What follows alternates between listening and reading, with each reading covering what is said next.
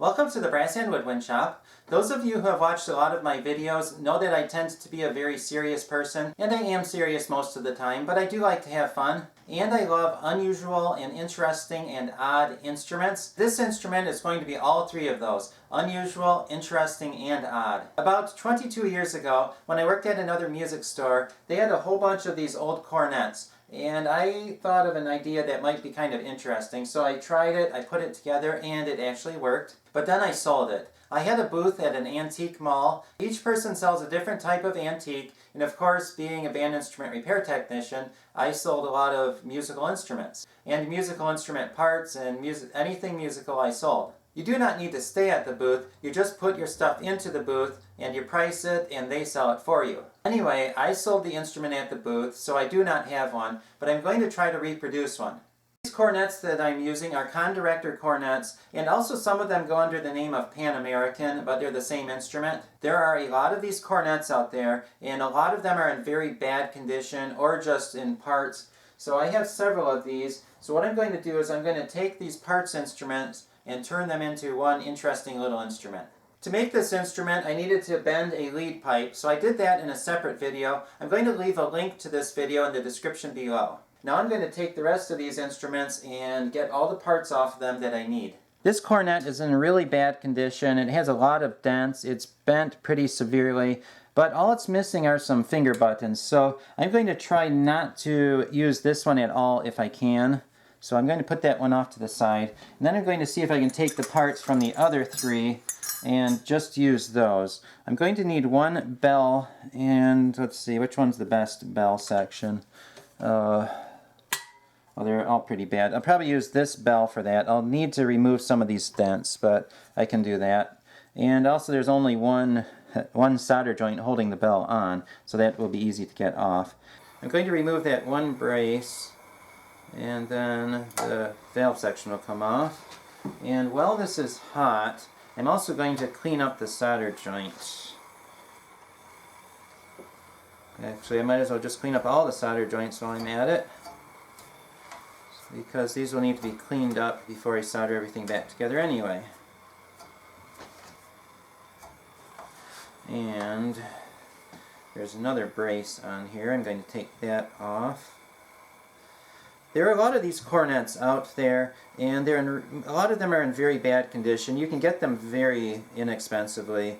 In the US, you can pick them up for probably about $5 or $10 each. I don't know about other countries, but here you can get them very inexpensively. So you tend to get a lot of these. And a lot of times when I buy out other music stores, they will have a lot of these laying around, usually in pieces. So the Conn Director cornet is a good one to use for that. And it's the certain type of cornet. They do make other Conn Director cornets that look different than this, but these type that I showed you, those work the best. Okay, I think I got all the solder cleaned up on there. I have my bell and lead pipe. Now I need a valve cluster. I'm not sure which one I'm going to use.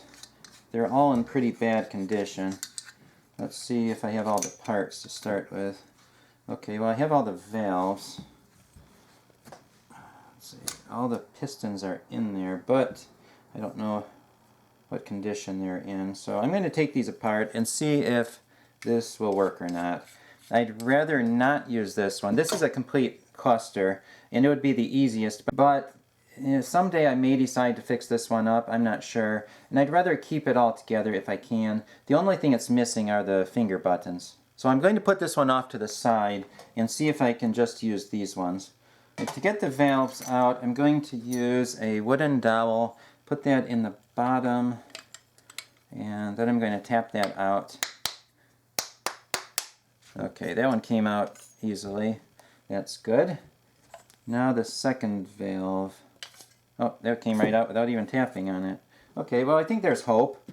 I'm going to clean these up, and you can see that there's a lot of junk in there. Let's see if I can move the camera so you can see better. There's a lot of lime buildup and stuff like that. So I'm going to put this in the chemicals, clean it up, and see if the valves will work better. I was just ready to put the valve cluster and the valves in the chemicals, and I found one little problem. There is a first valve and then 2 second valves, so I guess the valves have been switched around sometime over the years. So I need to find a third valve. Let's see, that one does not have a third valve. Let's hope there's one in here. Let's see, there is a third valve. Good. Here's the chemicals, and this is phosphoric acid, and that's what I use to do most of my cleaning with. I'll put those in the bucket, and we'll put that in there, and I'll leave that for about 10 minutes and come back and then clean them out. While that is soaking, I'm going to try to get all the other parts I need. I have 2 bottom valve caps, 2 top valve caps, a third top valve cap, and a third bottom valve cap. I'm going to need my soft jawed pliers to get that one off. Okay, that one's a little bit stuck on there. Doesn't want to come up. I'm going to tap it first. That might help to loosen it up. Now let's see if it comes off. Okay, oh, there we go. Usually this works.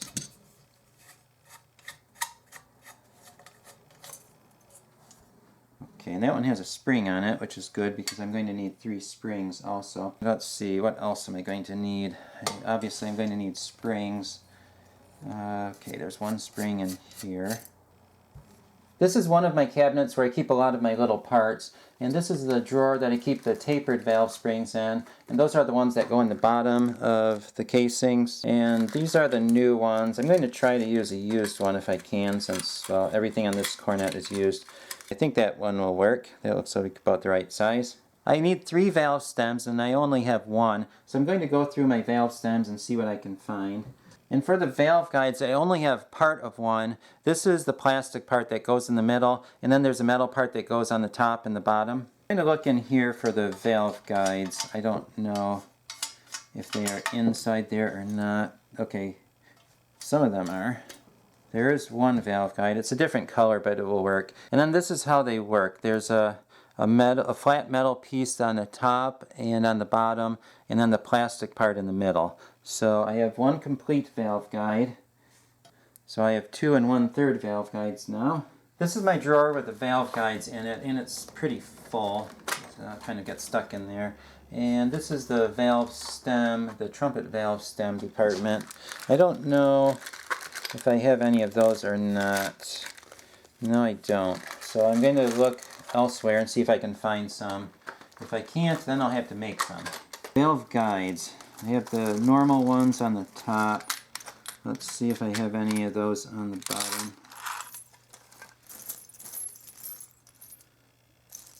Okay, well I have the plastic part. I do not see any of the metal parts here. You're going to like this. I was digging through some of my junk and look what I found. The exact valve guide that I need, right there. And the funny thing is, I actually found 2 of them. Oh, you know what? This one is missing the plastic part, but it has the 2 metal parts, so that's perfect. So I'll take those 2 metal parts off and use those. There, now we have all the valve guides too, and a valve stem. And actually, we have 2 valve stems, look at that. And let's see what else I have. I need 1 more valve stem.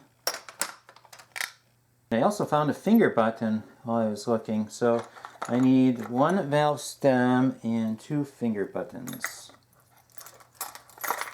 It has been 10 minutes. Well, actually it's probably been more than 10 minutes. I was kind of busy looking for parts, and usually when I look for parts I kind of get lost in my work and it tends to take too long. So anyway, it's been maybe 20 minutes, and I'm going to pull this out and clean that up. I'm going to clean out the valves and the side tubes and everything, see if I can get all the junk out of there so the valves work a little bit better. And then after that we can figure out if I need to do anything else to the valves. Now this very well may solve the problem altogether, or it may not, but we'll figure that out. I have 1 more box of valve parts. Let's see if there's anything on... Hey, look at that. There we go. Valve stem. It has a hole in it. I don't know why it would have a hole in it, but it does. But it'll probably work. Like I said, there are a lot of parts instruments around. Let's see if this measures up. This one is a little bit shorter, so I'm going to need to find another one, but I probably have one somewhere. Here's another Conn Director cornet piston, but it does not have the valve stem. Hey, look at that. This one does have a valve stem. This one might be too long, though.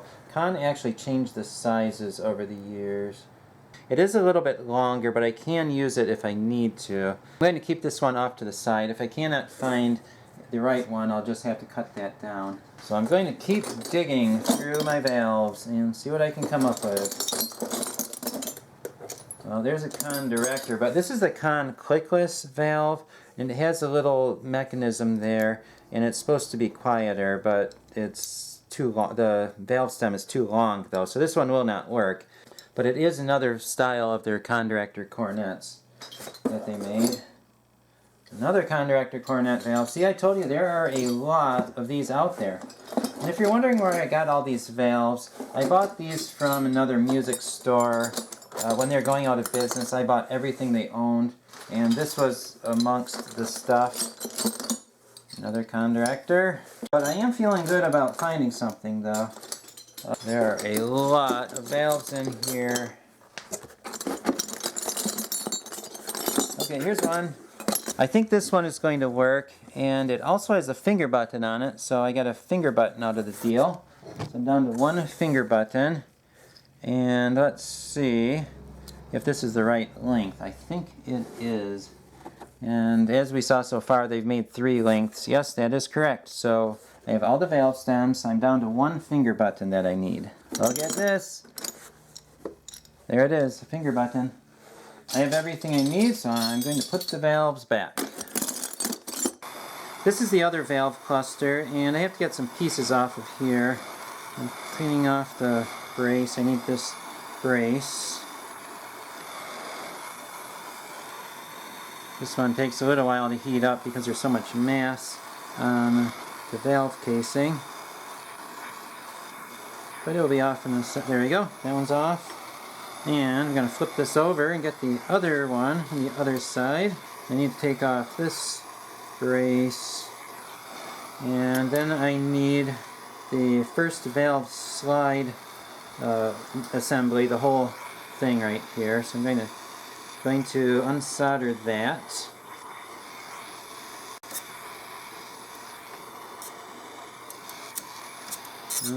Okay, that's coming off. There we go.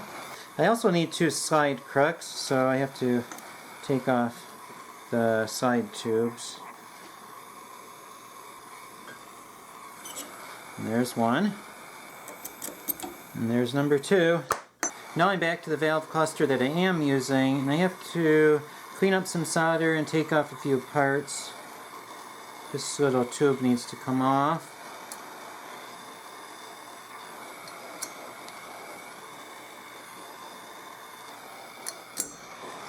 Okay, that's off. Now I need to clean up several solder joints. So you heat it up, wipe off the old solder. And I have to do that on several joints. I also need to take off the first valve slide tubing on this one. The first valve slide tubing is actually going to become the third valve slide tubing because I'm going to switch it around. There it is. I have one of the tuning side tubes, and I'm going to cut little sections off of that to make ferrules for a few of the parts on the instrument. I have a messy bench here with a lot of parts on it, and finally I think the parts are ready to go together. But one more thing before I put this together. This bell section has a lot of dents on it. I'm going to pull those dents out, and then I'm going to start soldering stuff together, and that's the fun part. I'm using the roller to get the dents out of the bell. Since the bell is already in such bad condition, I am not going to get it perfect, but it's just going to be, well, good enough. I mean, this is an odd instrument anyway.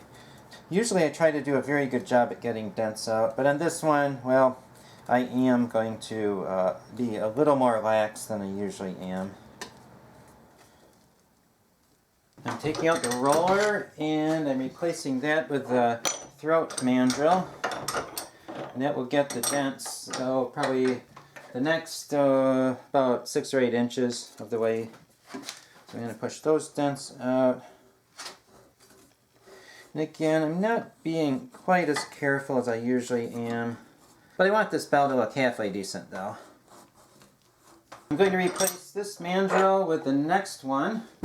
And that will take out the dents almost to the bow of the bell. I'm just going to work my way down the bell until it's all done. So this mandrel should take dents out to about here, about where the bell bow starts. Now I'm going to get around the bell bow, and I'll show you how to do that. I have a tool that curves around the bell bow section right here, and what I do is I put a dent ball on there, and these are different sizes from 1/4 inch to 3/4 of an inch at 5/1000ths of an inch increments. And what I do is put that on the end of this tool, and then I put the tool inside the bell and I push the dent. I push the dent ball past where the dent is, then I use a little magnet to find the dent ball, but I guess right now it's not hard to find the dent ball because it went all the way through. So I'm going to pull that out and I'm going to put a larger dent ball on there. And I just keep doing that until all the dents are out. And again, on this one I'm not going to be quite as careful as I usually am, but I still want it to be, I still want it to look nice though. And then I move up to the next size. And I can skip sizes if I need to. Sometimes when you're doing very fine work, you go one dent ball at a time. But on this one, I'm skipping a few sizes. And another thing, I'm holding it like this, because if I don't hold it, when the dent ball goes through, it's going to expand the bell bow section. I have done several videos on dent removal, and I'm not going to go into that much detail in this video on dent removal, so I'm going to leave a link in the description below to those videos. Here are all the parts that I'm going to use. I'm going to put this together and see what comes out of it.